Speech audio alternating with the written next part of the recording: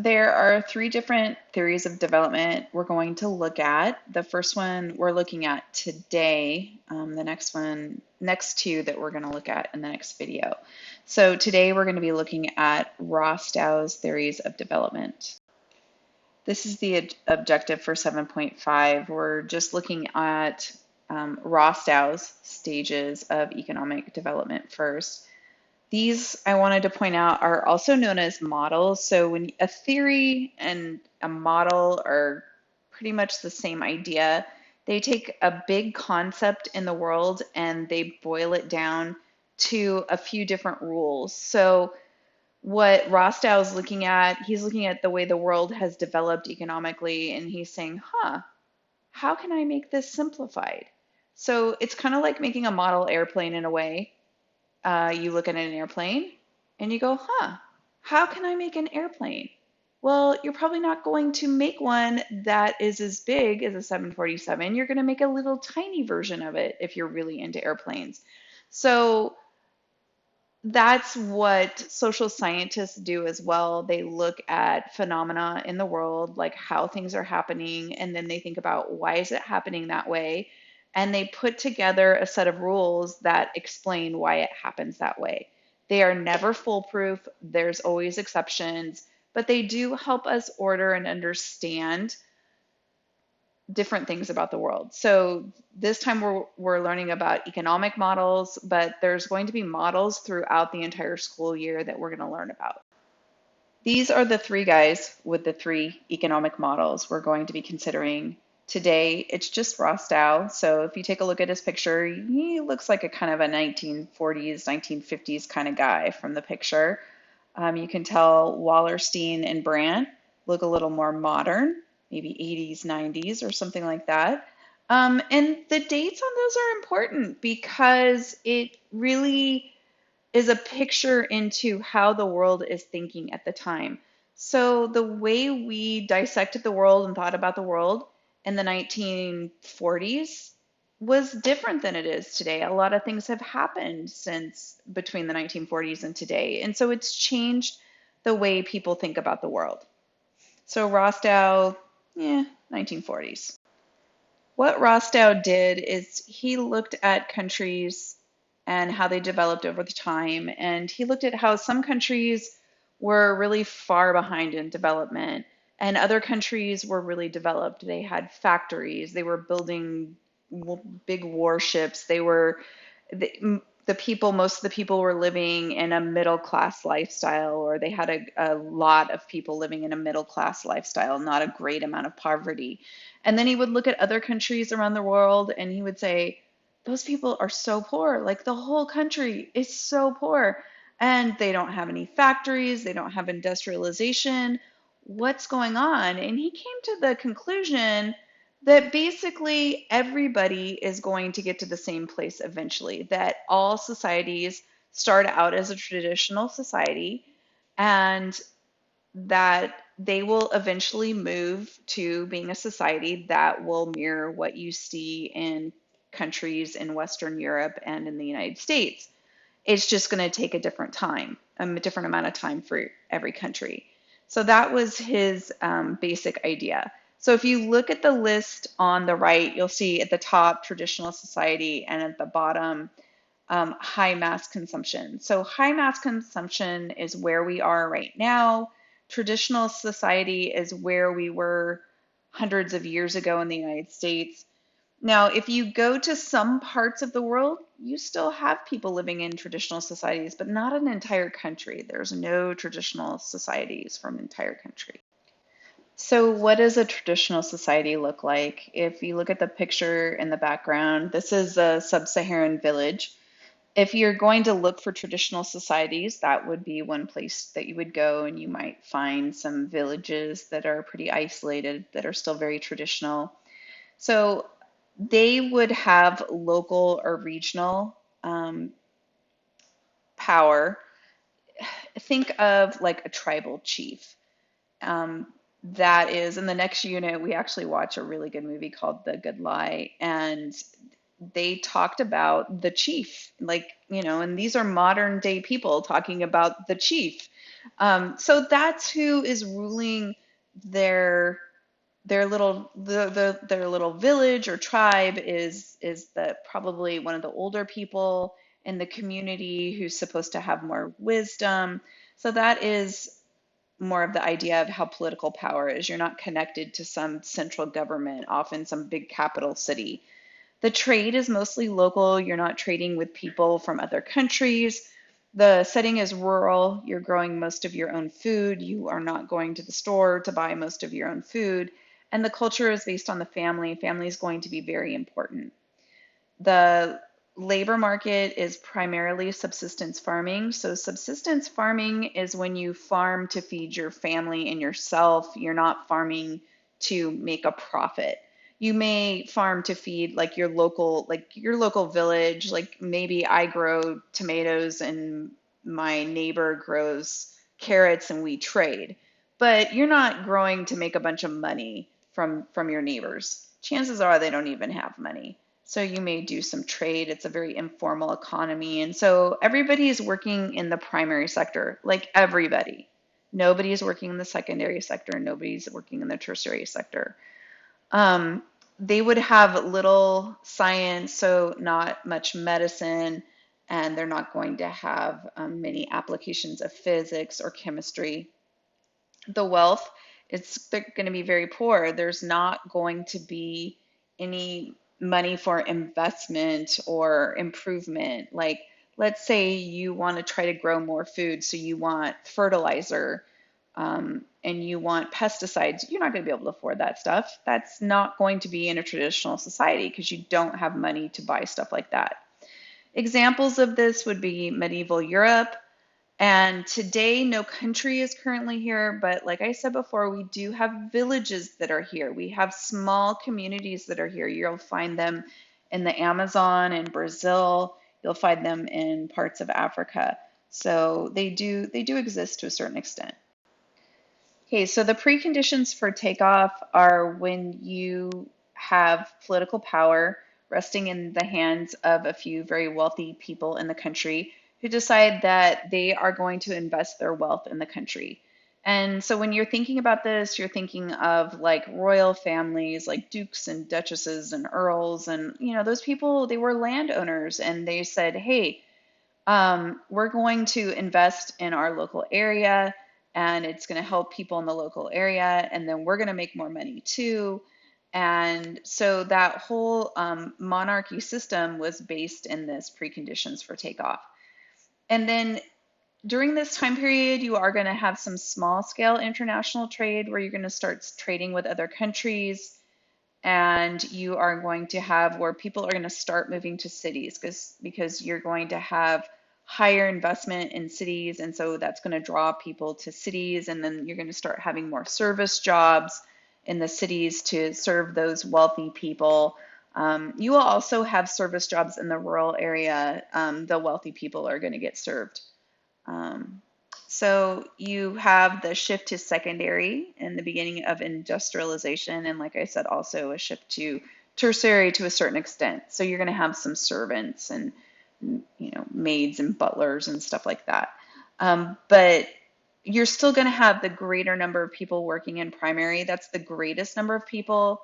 You're going to have that shift into secondary where you're going to have some industrialization, and then you're going to have some people working in tertiary. Okay, so we start to have transportation systems like trains, they start coming in. And then we start getting some mechanized farming like the McCormick Reaper. Do you guys remember learning about that in 8th grade? So the McCormick Reaper is one of the things that comes about during this period. So the McCormick Reaper, for example, was invented in the United States in the 1800s. So that's kind of what we're talking about, like what the US was like in the 1800s, what England was like in the early 1800s. And then we'll be looking at in modern countries today. So like I give you an example of Nigeria and Afghanistan. And so for the most part, those countries are in this precondition to take off. Now, Nigeria has a lot of inequality. So some parts of Nigeria are pretty developed, but most of Nigeria is, developing. Okay. So they start to have increased investment in business and infrastructure like train tracks. Who's going to pay for that? Well, it's going to be those leaders that are part of royal families that invest in that. And that's why these people in the long run, so early on, this is why people respected them because they had the money to make the country better. And so people respected what they did. But then after, eons of certain people being born into royal families, they started to question, like, why are we respecting these people? What do they have to offer us? So more and more countries are abandoning royal families. There's a few left, and they're more considered like a symbol of the nation now. So the next stage is the takeoff stage, and this is when countries really start to explode. So you have a major export industry and increased international trade. So think about like the Philippines, India, Vietnam. You may own something in your life that comes from those countries. Okay, most of our stuff comes from China, but you may still have something that was produced in one of those countries being sold here in the United States. It's becoming increasingly urban. So if you think about these countries, like I'm thinking of India, they still have a lot of people that live in the countryside, like over half the people still live in the countryside, but you have half the people in the cities. So you are, or almost half the people in the cities. So it's becoming very much urbanized. And so, and again, you got the danger of the single story. It's not just one way. There's a lot of inequities within a country. There's a lot of differences within a country. But we are with these models. That's kind of what they do. They make these kind of overarching, sweeping generalizations. So you have fully industrialized and high output capabilities, and so countries are really starting to have a factory that would look like an American factory. So, in fact, a lot of American factories have gone and located in these countries that are in the takeoff overseas. And the reason they do that is the labor is still cheaper because there's still a fairly large amount of poverty in these countries. And so people are willing to work for less money, and so they take advantage of that, but they bring the technology from the developed countries to these developing countries. Some of the downsides are that a lot of times the safety measures that we have in the United States and other highly developed countries aren't in place. Because all of this technology is new, they don't have laws that protect, for example, like child labor or working in unsafe conditions. They don't have all these laws set in place. So not very long ago, I don't know, a couple of years ago in Bangladesh, they had this huge fire, killed thousands of people in a factory. So a lot of times it can be very dangerous. And then, so we do have a fair amount of wealth where we have businesses that are making a lot of money. There's some wildly rich people in all three of these countries, particularly India. I can think of like India has some very wealthy people with these like towering houses in Mumbai and like four swimming pools and their 27-story house, like these totally crazy things. So there's some very, very wealthy people. There's still quite a bit of poverty too. And there is an increased movement to more consumption of goods. So what this is going to do is going to create a lot of trash, which especially in India, this is a huge problem because of that movement to a high consumption economy. So, okay, drive to maturity is the next level that Rostow indicated. And with the drive to maturity, one of the markers is that the growth of the population declines. So people stop having 10 kids as a typical normal thing. They start having smaller families. They start investing more in the social infrastructure like schools and hospitals. If so, I bring up like after World War II in the United States as an important time for us and some big changes. So, like my mom and dad were raised in that time period, and they both graduated from high school. But my grandparents were raised before that time, and my grandfather only went to school until third grade. And this was in the United States, only went to school until the third grade, and my grandmother only until the eighth grade. So after World War II, we started investing a lot more in schooling and trying to get more people educated and investing in our, medical so people can stay alive. And you also have high levels of power consumption. So a lot of these countries will have high levels of pollution because they're consuming a lot of energy and it's polluting the air. And again, just like the takeoff conditions, they don't have all those regulations in place that help keep people safe. Like, you can't pollute too much and damage the air too much. So this picture here, this is Beijing actually. And I took this picture because I was looking at it and going, that could be California, except maybe it's a little too green. But I mean, there's really not a lot of difference. And so the countries that are there right now, China is an example, and then Russia and Brazil. So high mass consumption, you are advertised to all day long. You never can get away from it. You're constantly advertised to, and that is a marker of being in a high mass consumption society. So the bottom, we have examples of Japan, South Korea, Eastern Europe. I think Western Europe would be better. I should have changed that. The US and Canada. They are very much high mass consumption. So this is a picture of New York City. You can see, some different. Beijing has a strip like this too, but this obviously New York City is very, very developed with these high rises. And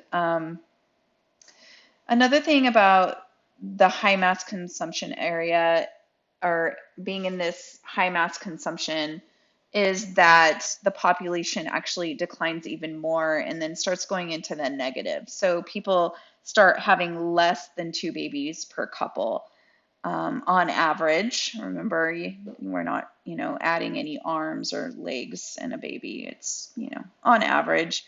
And mostly everyone's working in not everyone, but a great majority of the people are working in the tertiary sector. There's a lot of highly skilled people. There's a lot of highly educated people. So in the United States, approximately 25% of the people have at least a bachelor's degree. So that's, a relatively high amount. And by the time you guys are grown, I'm sure it's going to be even a larger percentage. And then we still have high levels of power consumption, improved transportation, and communications. Now, the United States, we're kind of suffering in the transportation area. I mean, we have great cars, but our highways are kind of falling apart, and we don't have the high-speed rail that other countries have. But, so every country is a little bit different. And then people spend a lot of money on non-essentials. So they're spending probably the majority of their wealth on things that they don't really need. So think about the house you live in. How much of it do you really need? Like, what percentage of your house do you really need? I'm not saying what's comfortable. I'm just saying what would you really need to get by? If I think about my house, I could easily get rid of big, gigantic rooms, and my kids would still have their own room. But technically, if you go back, to maybe like takeoff, all the kids are going to be sharing the same room. If you go back to preconditions to takeoff, probably the whole family is sharing a room. But so if you think about in this high mass consumption, we're going to have huge homes. We're going to spend a lot of money on clothes. We're not going to have just like, two sets of clothes. We're going to have a whole wardrobe of clothes. We're going to spend most of our food money on food that's not necessarily, rice and beans. It's going to be pizza and, food for entertainment. And so we're going to spend money on the extras. Okay, so Rostow has been criticized, just like we always criticize people from the old-timey times. We're like, oh, they just didn't understand the world. And we learn as we go. And so it has his theory has been criticized because one of the things that people say about it is that it was based upon mostly Great Britain and the United States, and this kind of makes it sound like everybody wants to be just like the Great Britain and the United States.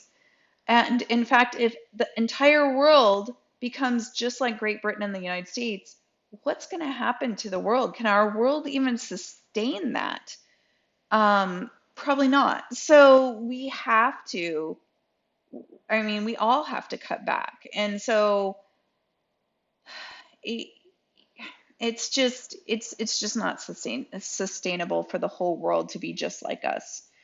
Um, and the other part of it is that not every country is uniform. Even countries that are very highly developed in the high mass consumption area, we're not all equal. You think about the United States, Native American tribes, their reservation lands, I've heard a number of news reports that describe them as a developing country. Like people don't have mail service, they don't have running water.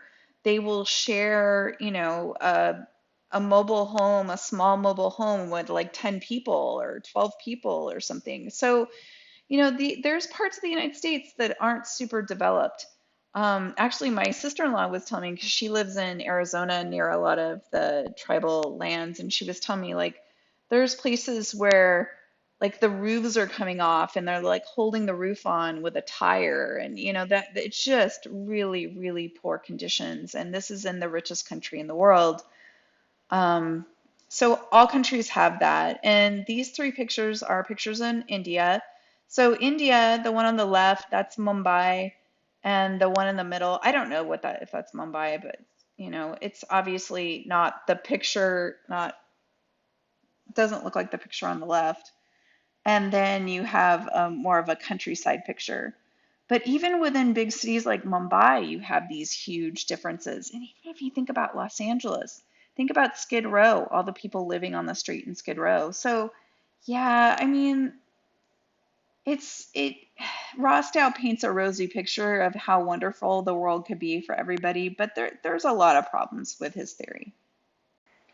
So you may be asking, if there's problems with the theory, why do we even study it? Well, because it does help us order the world. And if we didn't study it, somebody else would be coming up with the same goofus idea. So we have to look at what people have come up with in the past and try to grow from it and try to learn from it and try to improve from it. So that's why we consider theories that maybe aren't totally perfect. And, honestly, no theory is perfect. So the other thing is that not all countries are going to progress in that linear fashion, like the arrow going straight up in a defined order. You have wars and corruption and natural disasters that turn countries around. One of the things that is probably going to really threaten a lot of countries is global warming as major cities start going underwater. Indonesia is one of those cities that's real, or cities, countries.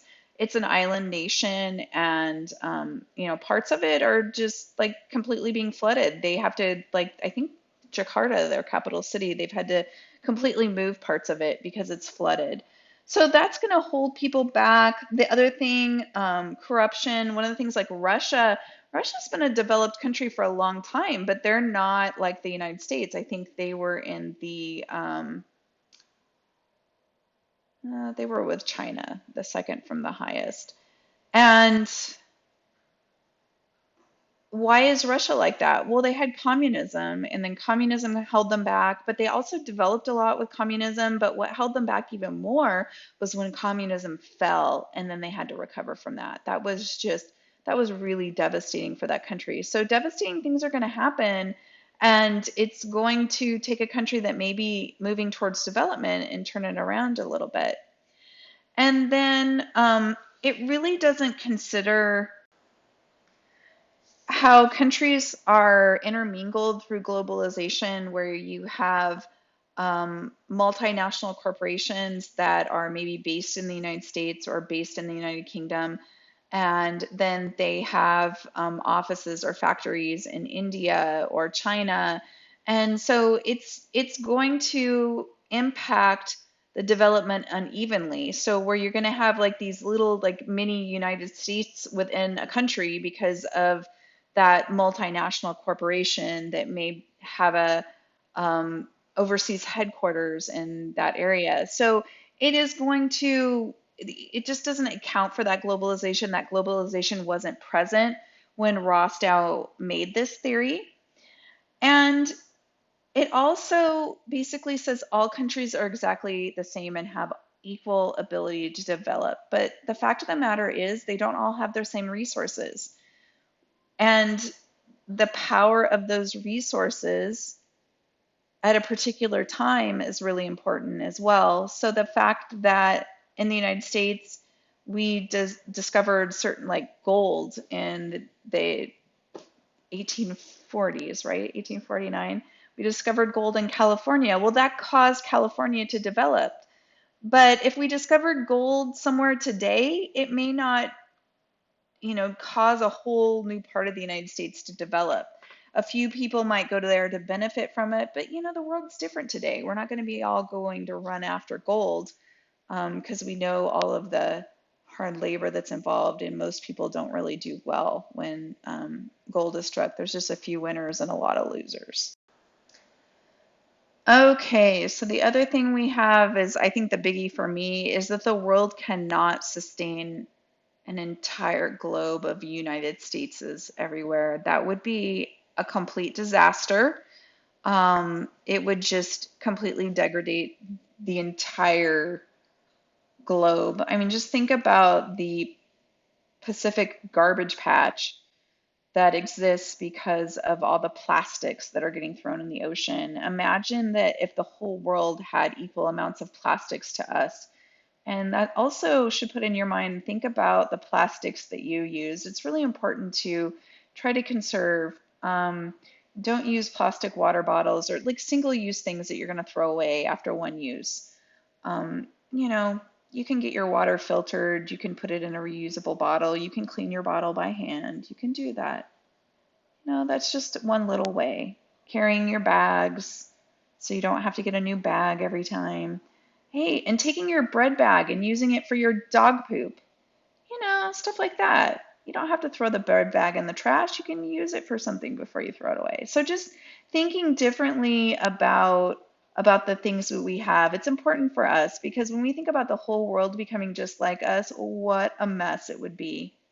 The other factor that Rostow didn't really consider is that the reason United Kingdom and the United States developed the way they did is that they did exploit other countries, particularly the United Kingdom colonized all over the world, and they took resources from all of those countries they colonized. They got labor from those countries as well. And then in the United States, especially in the United States, we had a legacy of slavery. And, that was one way we amassed an enormous amount of wealth was for slavery. So if you have ever been to the South and you've like toured the buildings and the plantations and you can see the things, the things that were built by slaves' hands, and it's really overpowering and it's really touching. I think it's something that everyone should do. Those things, they built things in the north as well, because all the bricks that were made in the south, they were shipped up north. Those bricks were all made by slaves. So they built stuff in the north as well. But when you go on vacation in the north, that isn't highlighted. But it is when you go on vacation in the south and you tour the different like plantations and the different like federal buildings and things like that, they tell you about the history of slavery. And I think it's really important for every American to learn about that.